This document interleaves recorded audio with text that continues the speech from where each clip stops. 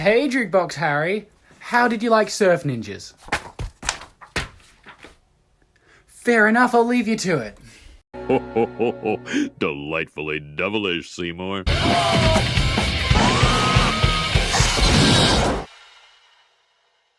Yes, everybody, welcome back to Delightfully Devilish, the show where we discuss films that all at once meet the criteria of being the good, the bad, and the ugly. I'm your host, Jukebox Harry, and today, I really don't need to give you a fancy introduction to this episode because the film is literally titled Surf Ninjas. Today's film was recommended to me by a notorious Australian actor who once portrayed the Joker on screen. I'm talking, of course, about James Dale. Thank you, brother. Now, Surf Ninjas is a 1993 comedy film directed by Neil Israel, a director who is naturally going to be born to be an enemy of the Palestinians. He has directed other films such as Americathon, Bachelor Party, and Moving Violations. I have never seen any of those, and I don't anticipate that most of you have either. Surf Ninjas came off the early 90s wave of culture that was trying to aim martial arts at a family-friendly audience, which started with productions such as Power Rangers, Three Ninjas, and the Teenage Mutant Ninja Turtles movies, the first two of which actually featured actor Ernie Reyes Jr., who was in this film alongside his father, Ernie Reyes Sr. The two of them have extensive experience in martial arts, so that's actually a good piece of credibility to this movie. Still, the tagline for this movie is "Surf's up, time to save the world." You know, I'm really just expecting this movie to be like a cross between Three Ninjas and a Pauly Shore comedy,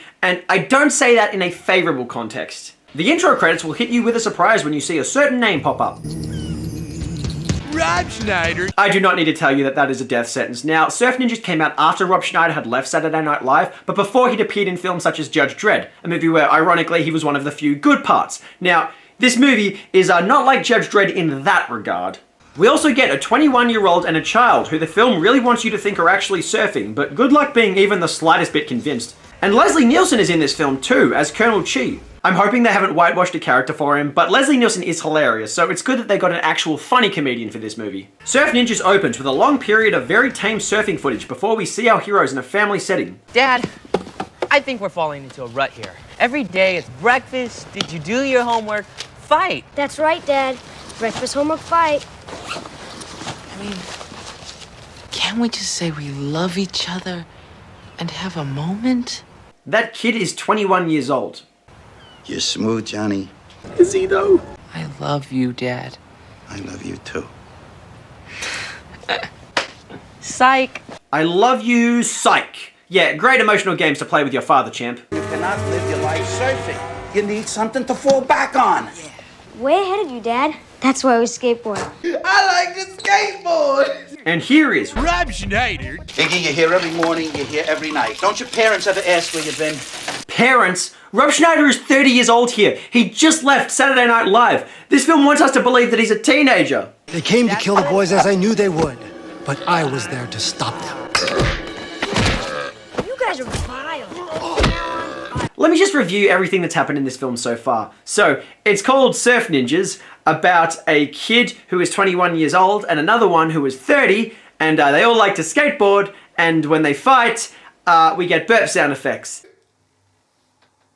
Moto surf! Moto surf! Moto surf! These kids are meant to be the epitome of cool, but this isn't the slightest bit impressive. The van stand from Teen Wolf, now that was actually impressive. This is just lame. They even have oars, because bringing oars when you drive is the coolest thing, right? Fonzie did that all the time. I need a homework alibi. Maybe I can tell him that I was hammered by the fact I found out I was adopted last night. You were adopted last night? What?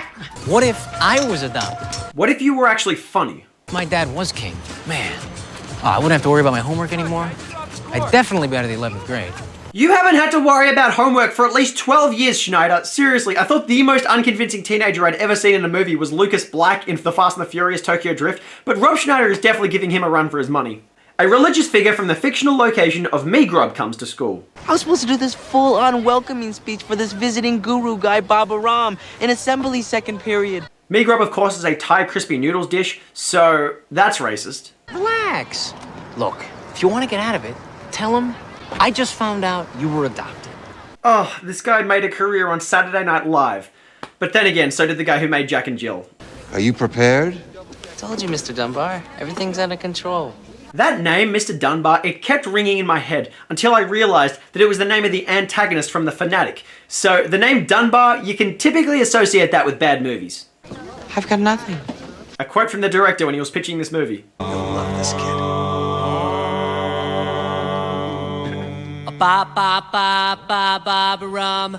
Ba ba ba ba ba ba ba rum. Take my hand. How is this considered cool? The Beach Boys were cool in the 60s. This is the 90s. You're 3 decades off, people. Then a ninja attempts to attack the actual child in the middle of a school class, but has his plan foiled. I know that martial arts expertise is something you would typically associate with Asian culture, but when it comes to killing children in a school, that's a white person thing to do, so it's no wonder he failed. If they wanted to send someone to kill kids, they should have gotten Rob Schneider to do it, because he is a big anti-vax activist. He is determined to kill children. Meanwhile, in a place where many people are being kept in cages for some reason, Leslie Nielsen plays a robotic Two-Face. Hi, this is Colonel Chi. I'm not in right now, but if you leave your name and number and the time you call, they get right back to you. And don't hang up. Hello? Hello? All this advanced robotic technology, and you still have a standard household phone that you need to run to. Don't give me any excuses. Those boys die tonight. Oh, so he actually authorized the attack on the public school. You know, I have to give him props. He revolutionized the idea by hiring minority labor to actually do it for him while he sat in a safe location. Jesus, that's a pioneer of new standards in white culture. Then we're back to surfing again. You're not coming with us? Just gotta wax the old man-to-wave friction-reducing vehicle. Drink every time that Rob Schneider says the word wax in this scene. Wax, wax, wax, wax, wax.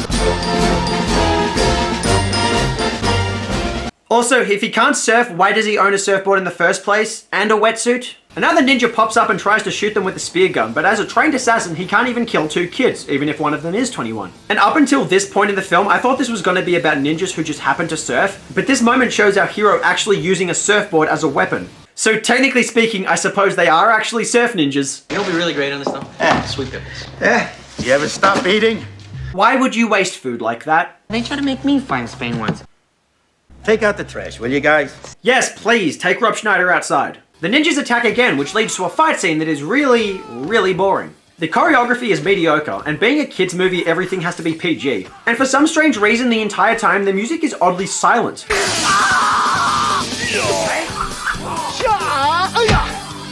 Again, the enemies are unimpressive. A white guy who runs a kitchen is easily able to stop them, while this pirate guy manages to use a skateboard as a weapon, just because. Everyone bails, leaving Dad behind. And I figured this could go either one of 2 ways. So these bad guys are all really terrible at their job, so the white father could probably stop them all. Or they're gonna kill him, and those kids are gonna have to live with the fact that they let their dad die. In either ending, it's not good storytelling. Hey, look, I'm not good at this. What are you good at, Schneider? You're an anti-vax activist, so you're not even good at being a father. I felt really safe in your arms. And I've never said it to a man before. Listen! And your kids wouldn't have ever said that to you, probably because they'd be coughing with smallpox the entire time.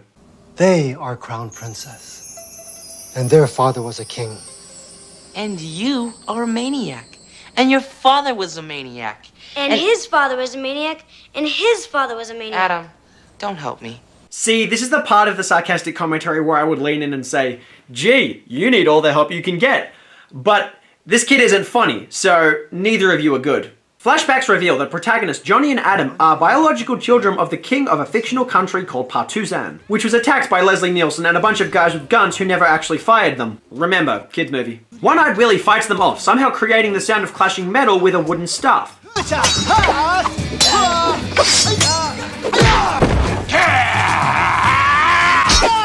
If only he had like a moment to defend himself there. Oh, wait. He rescues the kids and puts them in the hands of another white man who raised them as his own. We don't want to free anything, Tonto. We want our dad back. That's all. Hey, there is already enough white imperialism in this film. Let's not make it worse by appropriating an iconic Native American name. The rebellion is what counts now. You must return with me to Partisan. Hey! Our dad is not inconsequential. You, your prophecy, your rebellion, that's inconsequential. I don't believe that you know what inconsequential actually means. You have no sense of duty or honor. You have no sense of humor, okay? Ironic. Listen up, amigo. We're going to the cops. Comprende?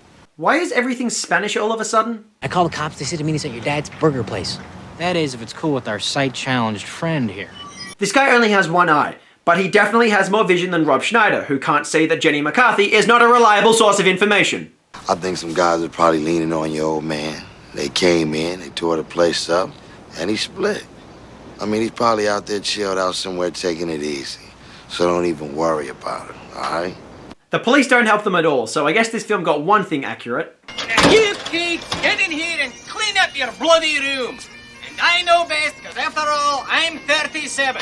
Now don't make me come out there and beat you with a leg of mine that no longer works, because I'll do it! Rob Schneider as a crippled pseudo-Scotsman in a wheelchair with a Hitler mustache. For the record, Schneider is a Jewish name. Iggy, you can't be the king of Patusan. You're not Asian. Well, not fully, but Rob Schneider is actually a quarter Filipino. Suddenly, Adam's Sega Game Gear randomly starts playing a game called Surf Ninjas, where he is the main character. That does not make sense. Are you trying to fuck with my brain? Huh? And this is the part of the narrative where any sensibility whatsoever goes right out the window. I mean, you know, there was already very little to begin with. There was basically no story. Someone just took the idea of surfing and ninjas and tried to, like, extend it to feature length. But now that we have shameless product placement dictating the laws of reality, I just can't. Everything on the Game Gear starts to replicate what's going on in the real world for some reason. The ninjas start to approach, so One-Eyed Willie decides to unleash the gas from the oven, which disgusts Rob Schneider as a Jewish man. Damn, I love that I keep finding hidden racism in this movie. What did he step on? Satch. I should have known. Kill him. Kill them.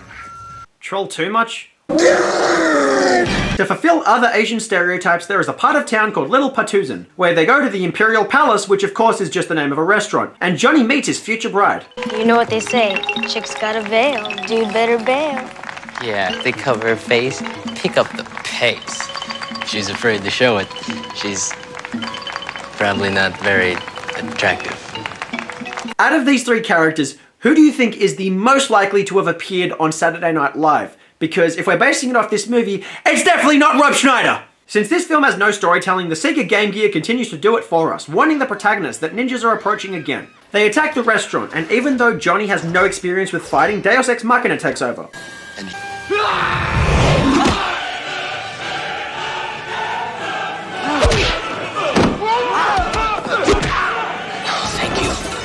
If that isn't the cheesiest use of that song I've ever seen in a film, I really don't know what is. When everything seems doomed, Deus Ex Machina takes over again, when One-Eyed Willie comes to save the day. And to his credit, Ernie Reyes Sr. is actually a pretty accomplished martial artist. He deserves better than this film, but he does elevate the quality of the fight scenes.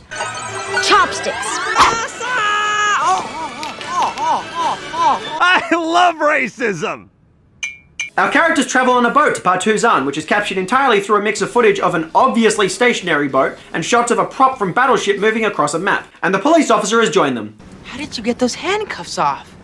I had a key. Where? We searched you. I swallowed it last Tuesday. Whoa, how'd you know you were gonna need it? I swallow it every Tuesday. You gotta stop doing that. Walking around the plant, they continued on the shores of Patusan. Is there no way we can shut this chattering monkey up? The trick is you have to just let him keep talking and eventually people will stop wanting to see it and stop funding his movies. And then the rest of the people will get turned off by his shitty political views. Then we're in a cave and One-Eyed Willie starts trying to fight Johnny. But everywhere we go, we have to fight. And that means you got a problem. And I think it's all because of a deep-seated emotional trauma. Johnny tries to talk the situation out while the other guy wants nothing more than a fight. Toxic masculinity at its finest. Warrior spirits within you. Ironic, a real-life father almost neutering his real-life son. Listen, I don't want any spirits in me.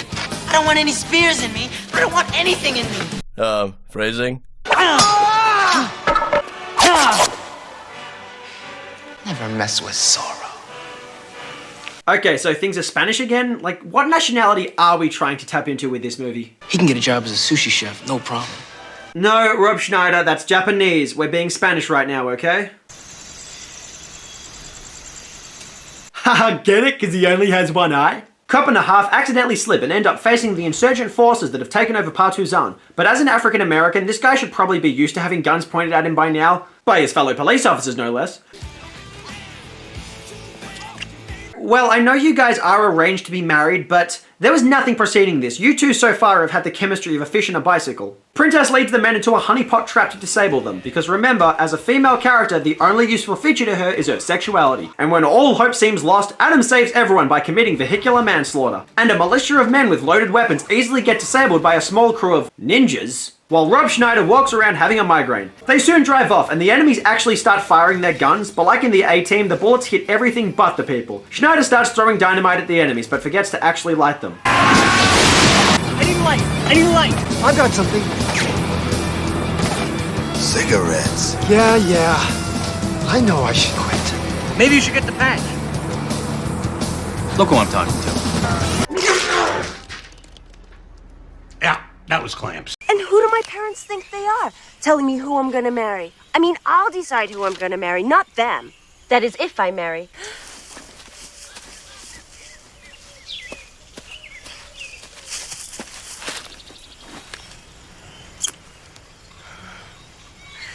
We can still date, right? You just went through an entire feminist monologue only to regress it by asking this man if you have permission to date him. You know, you almost had a piece of character there, girl. Everyone decides to stop and, you guessed it, go surfing. Brothers don't surf. Let's get back to the hood. Won't none of the homies talk to me again. Is that a new stereotype? I've heard of the racial stereotype that African Americans can't swim, but surfing, now that's a new one. They paddle out into the water, which has no waves and is surrounded by very dangerous rocks. But eventually they find waves and surf their way to an unguarded side of the island. So I guess surfing did actually add something to the film. The heroes storm Partuzan, and we get another generic PG fight scene where once again One-Eyed Willie is the lone bright spot. Yeah, now this feels a little bit more familiar. Yeah, I'm sure you're familiar with getting beaten up by those all the time. After a little bit of combat, Leslie Nielsen comes out holding a gun. It makes sense that the main white American character would be the only one with a gun, but I also forgot that he was in the film at this point. One-Eyed Willie gets shot, so Adam disables the enemy with sponsored content. But there's no sign that he actually got shot, so whatever. Well, at last. Come on. So I have no idea how much the borders of reality are actually being broken by that video game. But was that gun actually supposed to be firing there? I don't know. You have a sword, I don't have my gun. Don't you want this to be a fair fight?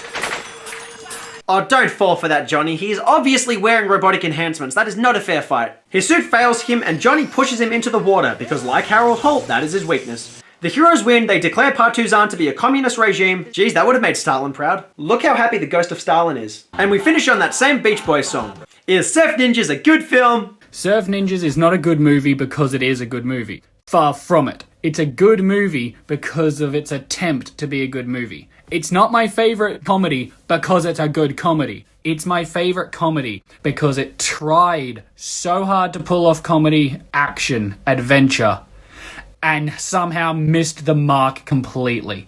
It is a laughable movie, therefore I love it. I didn't expect Surf Ninjas to be good, but I am surprised at just how empty it really is. The film took surfing and ninjas, then sprinkled it into an empty narrative with moments of Deus Ex Machina and attempts at comic relief to little success. I didn't feel like anyone actually tried with this film, minus the father and son team of Ernie Reyes Sr. and Jr., who both obviously have strong martial arts skills. Of course, Sr. is the obvious standout here. What really surprises me about this movie is just how unfunny everyone is. Now, obviously the script isn't doing anything to help the people, but the actual lack of comic timing from the actors really doesn't benefit it. As much as I like to shit on Rob Schneider, the man has had some moments throughout his career. I liked the hot chick when I was younger, I still enjoy his performance in Grown Ups, and like I said, he is one of the best parts of Judge Dredd. But in this movie, he is the least funny person out of everybody. Rob Schneider is annoying the entire time, and he is not the slightest bit passable as a teenager. If you thought that the worst ninja-themed movie to star Saturday Night Live alumni was Beverly Hills Ninja, then you clearly have not seen Surf Ninjas. And for the record, I do have a soft spot for Beverly Hills Ninja. It's shit, but I enjoy it. What surprises me about Surf Ninjas is just how forgettable Leslie Nielsen is in the film. Leslie Nielsen is a hilarious actor. I love his work on the Scary Movie series, on the Naked Gun series, on Aeroplane / Flying High. I even enjoyed Spy Hard, and that's considered one of the most lesser films of his career. But in this film, Surf Ninjas actually managed to take a very talented comedic actor and make him unfunny as hell. So even in bad movies he has appeared in, like The Naked Gun 3, he was still funny in it. This movie couldn't even get that. Even though he's the central villain, his role is a glorified cameo. He has about 5 minutes of screen time and none of it is the slightest bit funny. This is an absurd movie, so absurd that it's literally called Surf Ninjas, and yet they couldn't even find a way to match Leslie Nielsen up to the absurdity and actually do anything with him. This is a phenomenal waste of his talent, and considering that he actually stayed in character off camera the entire time during filming in an effort to make the other actors scared of him, he worked way too hard for this movie. Surf Ninjas is so empty that you can tell the entire marketing scheme behind this film was literally based on its title, and the way they actually got the money together for this film was through sponsored content from Sega. That's why the Game Gear is so prominent in it. Yet ironically, the Game Gear game that's actually portrayed in the movie is way different from the Game Gear video game Surf Ninjas, which was released to coincide with the film. But unfortunately, obvious product placement is way more regressive to this film than it would be in most, because it makes the sensibility of the plot so much more ridiculous when the sudden arrival of the Surf Ninjas video game begins to bend the laws of reality. As a final note, we're supposed to look at Surf Ninjas and think that these three characters are cool. Even though the main character does have good martial arts skills, he has no personality or comic timing. His little brother is even worse, he is just annoying. And then there is 30-year-old Rob Schneider trying to play a teenager to no success whatsoever. Surf Ninjas is just a film that's meant to emphasize everything that was popular in white culture in the early 1990s, and despite its attempts to exploit that can't make up for the fact that there's no script to support this movie. Surf Ninjas gets 2 handheld video game consoles out of 10. Its campy charm only takes it so far until the movie collapses in on itself thanks to a lack of acting charisma, good humor, and just a complete sense of sheer vanity. And that does it for today's episode of Delightfully Devilish, you guys. If there are any movies you want to see me discuss on this show, please leave them in the comment section below. If you want to see more episodes of this show, please hit that subscribe button. Otherwise, until next time, I have been your host, Jukebox Harry. Peace. Rated PG-13.